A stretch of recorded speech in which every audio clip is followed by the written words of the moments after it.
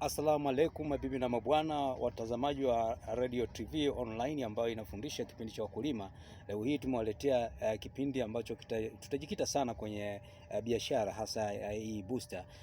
Wakulima wengi wanapatana na changamoto hii kutokana na kwamba wanashindwa kupata viuatilifu ambavyo vina uwezo na ubora mkubwa. Sasa ukitaka viuatilifu vyenye ubora zaidi, ni kama hii ni organic unavyoona, inaitwa Growth Booster.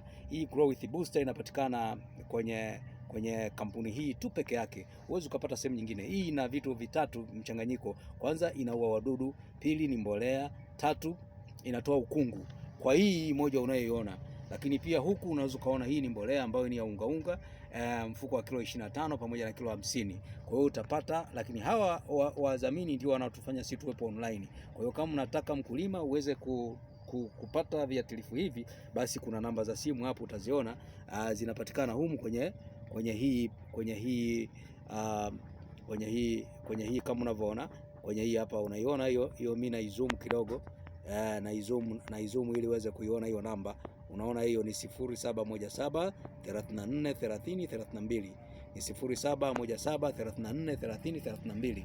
Utapata kwa kununua hii booster ambayo ina vitu vitatu mchanganyiko ndani yake, kwamba ni booster, lakini pia inazuia ukungu, lakini pia inatoa kutu, lakini pia ni mbolea yenyewe hiyo moja. Kwa hiyo utaona namna gani ambavyo wameweza kufanya kitu ambacho ni cha kipekee, lakini pia ni ubunifu. Si ubunifu tu peke yake, lakini ni kitu ambacho chenye ubora zaidi, na inafanya kazi vizuri sana kwa wale wakulima ambao wanapanda nyanya, embe, parachichi, papai. Inatoa ukungu kama wale wanalima korosho, kwenye kahawa zile, ule ukungu ule. Kwa hiyo kwenye zabibu kunakuwa na ukungu fulani, wale wadudu wanakuwa kama weupe hivi. Kwa hiyo hii ndio kiboko yake. Kwa hiyo unakaribishwa uweze kuwatembelea, uweze kununua.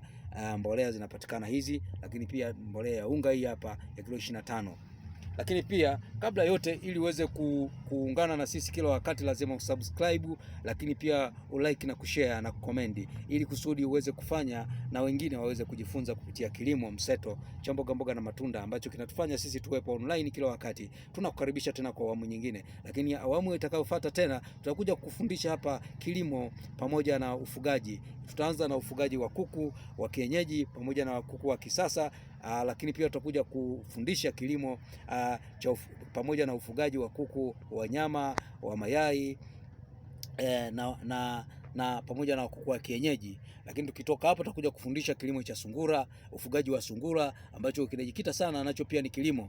Lakini pia tutafundisha tija yake, kwa nini ushughulike na hichi kilimo au ufugaji wa hawa wanyama wadogo kwa ajili ya kujipatia kipato. Kwa hiyo uwe na sisi kipindi kijacho, ufuatilie kipindi hichi, ufuatilie channel hii kila wakati, lakini kumbuka kusubscribe kila wakati na kushare, ili kufanya watu wengine wajifunze zaidi. Bye bye.